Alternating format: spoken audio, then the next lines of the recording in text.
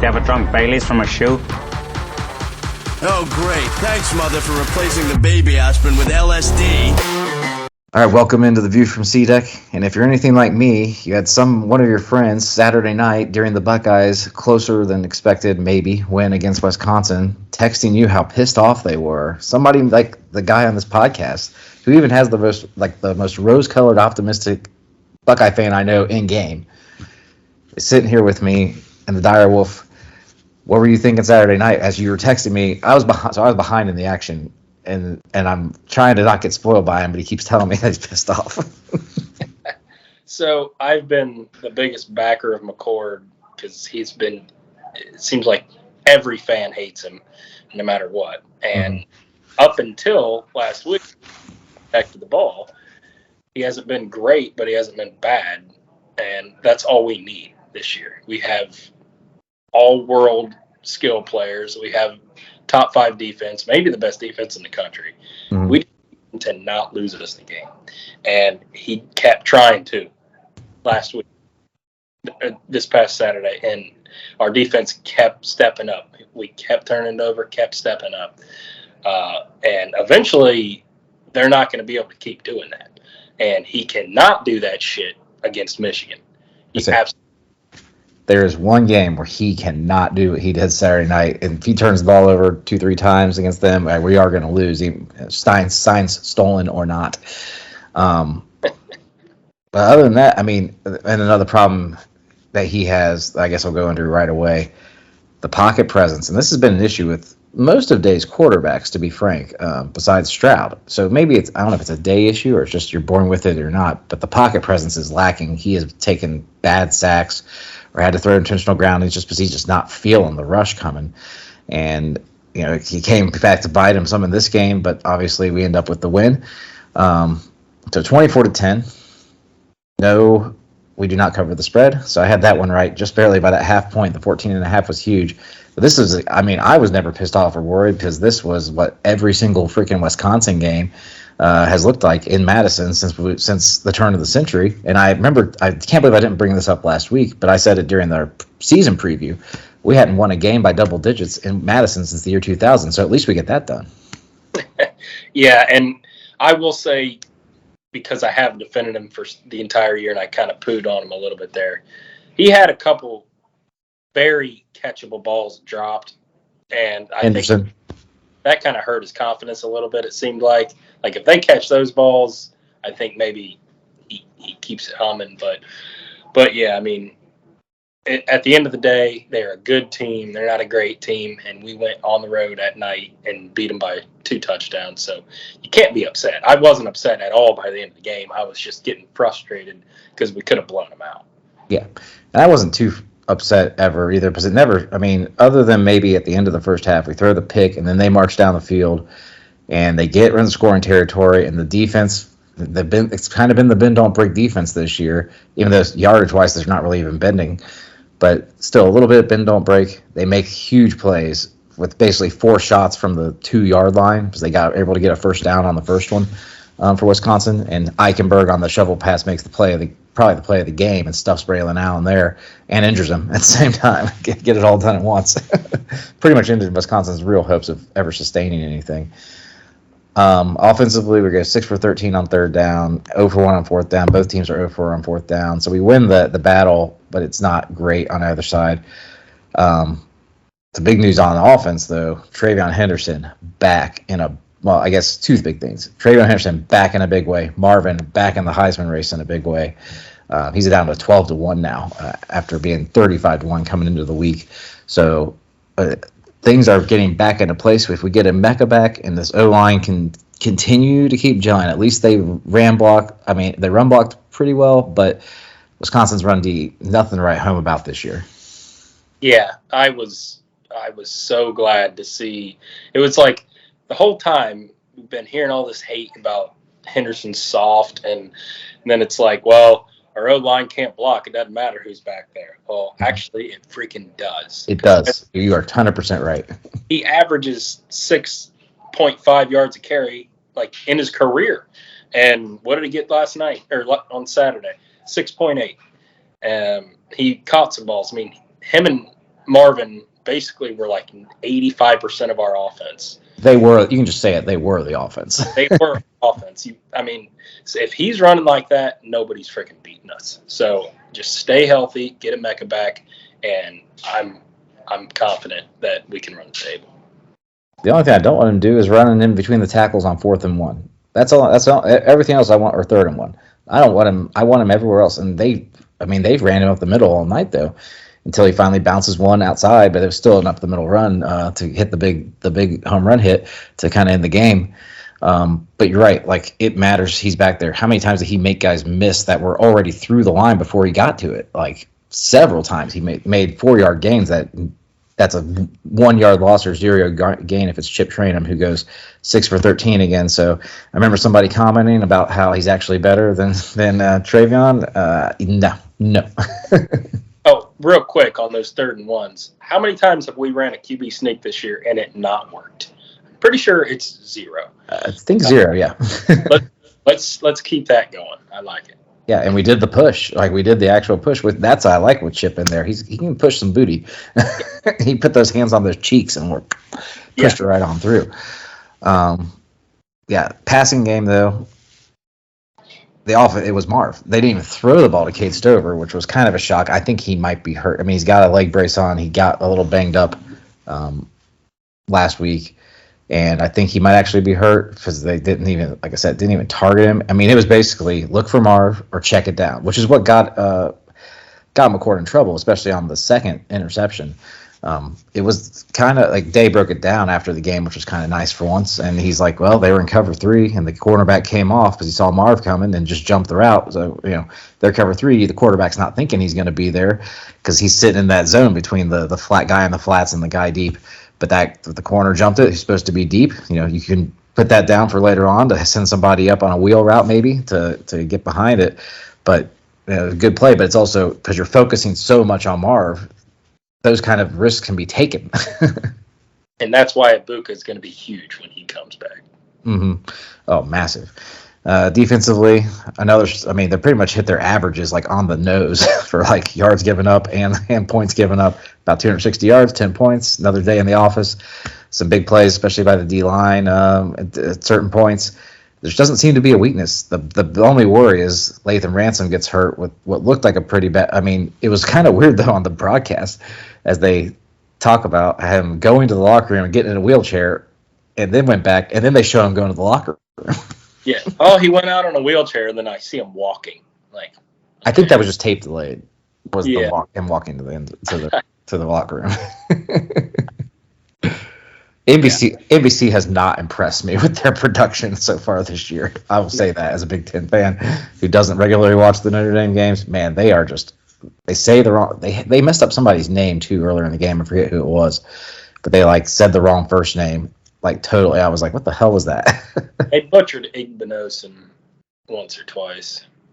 Yeah, this was somebody. They said just the wrong first name for somebody. I can't remember who it was though. Doesn't matter. It does matter is we're 8-0. Time to go 9-0.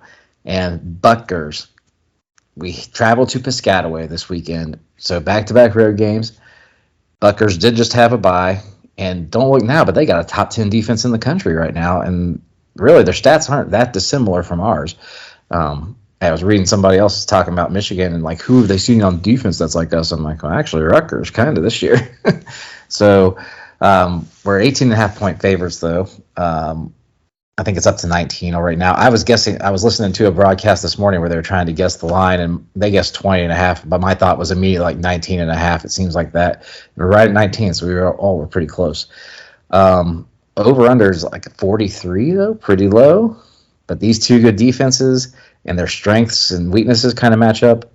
How are you feeling about this game this weekend? I mean, it's Rutgers, right? They're good this year for the first time in a little while. 6-2. Since, what'd you say? They're 6-2. Yeah, they're 6. Eligible already. Yeah, but their 2 losses, I'm pretty sure they got their doors blown off. So, honestly, I was a little surprised at the spread, but once you look at their actual stats and it's our back-to-back road games, it starts to make a little bit more sense. But I don't think we've ever beaten them by this spread. We destroy them every time we play them. I mean, like, it's been like 56-0, 56-7, 49-0, like that. The spread last year, I think, was like 40-something, and we didn't quite cover. It was close. Jesse Mirko tried to get us to cover with the fake punt near the end of the game. So that, I know history doesn't. It's a different year, obviously, but that right there made me kind of scratch my head at the spread because I bet our average margin of victory is right around 40.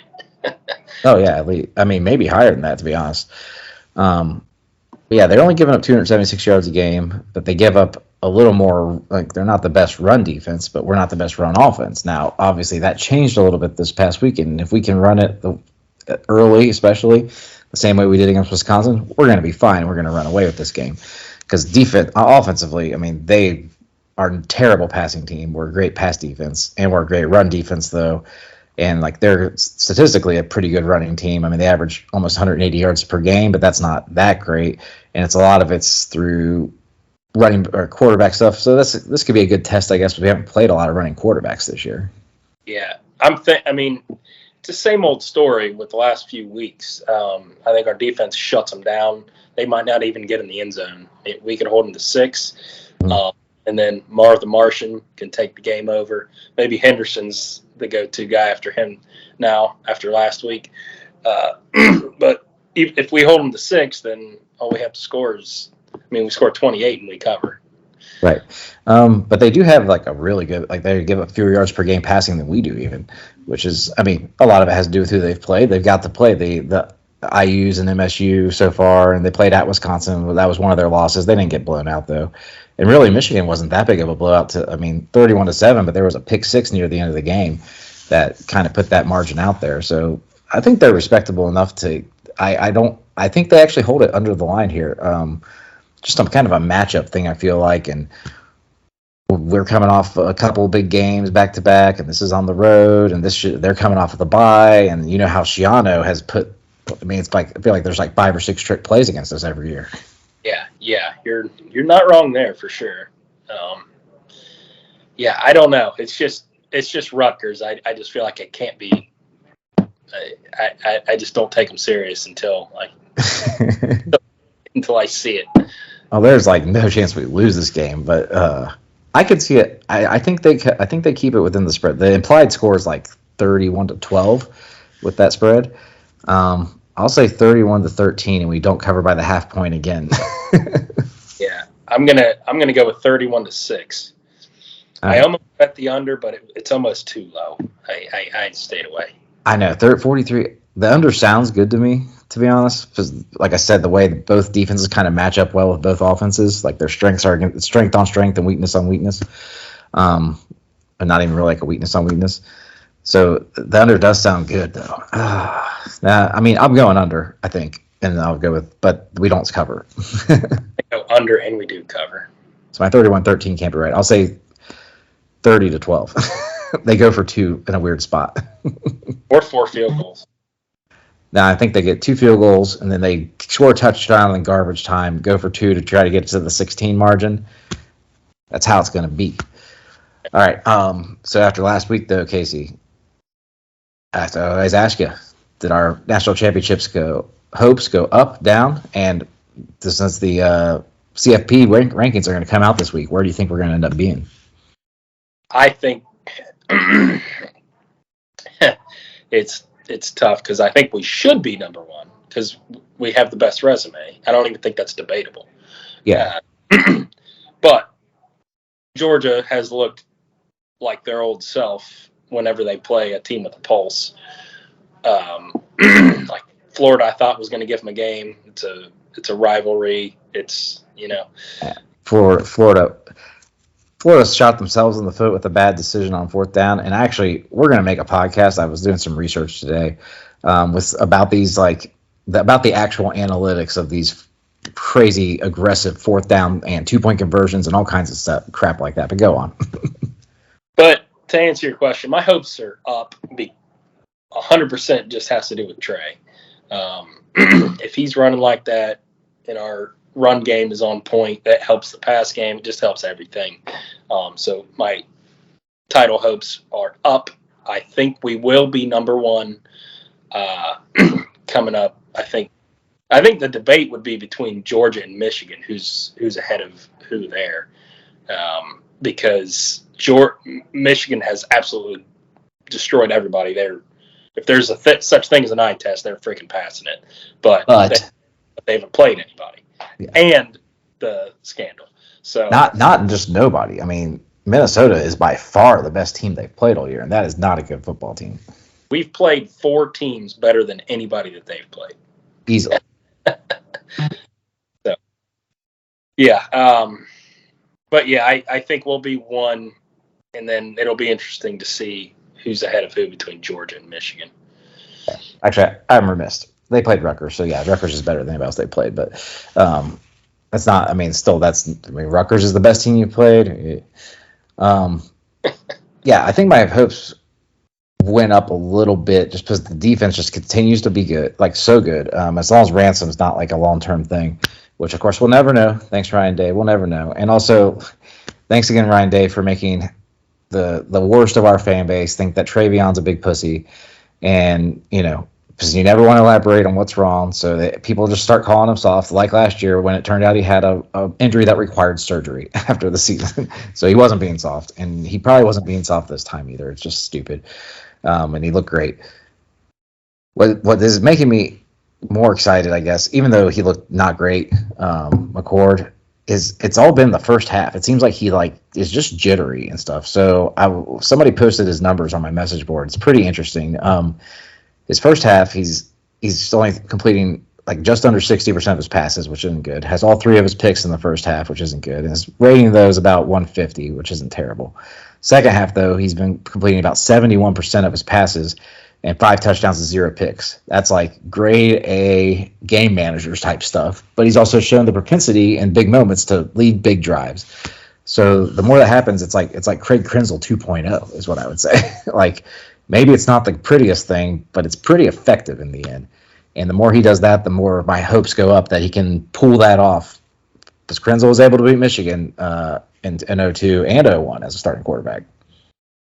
Yeah, I will say I was MFing him for that whole first half. Hey, they came out, tied the game, and we had to get a scoring drive together, and he did it right when we needed it most, just like against Notre Dame, just like against Penn State. So I think you're right. I didn't know. I knew he was better in the second half. I didn't know it was to that degree. Mm-hmm. So just get your shit together, man. Yeah, just come out with a little more confidence. I don't know what it is, but maybe just somebody gets too hyped up and the adrenaline's flowing. And I mean, he tends to sail the ball. He is late on his reads though too, which that's a whole other problem. Maybe it takes him a while to get the speed of the game. I don't know what it is. Whatever it is, do whatever you do at halftime before the game to get it going. All right, but that'll do it for this week's podcast. Kept it a little shorter than normal, but I think when we play these types of opponents, we don't have as much to complain about. Is mainly what it is. Even though this game was closer than most thought. Hey guys, 2-touchdown win in Madison, Wisconsin in late October. Ask about any Ohio State coach that's ever coached here. You're gonna freaking take that. I've coached here since Barry Alvarez was coach there, because yeah, Wisconsin was really bad back in the day. But since then, you'll take that win. You'll go home. You'll keep your playoff chances going. Other teams are sitting there sucking their own thumb when they lose these type of games. So ask Oklahoma how they feel after this week. All right. But for Dyerwolf, I'm just Matt. Thanks for stopping by. Like, subscribe, comment. We will see you guys next time. Hey, guys. Whoa, big gulps, huh? All right. Well, see you later. A rich man's world. I have turned the soul of this beautiful land, but there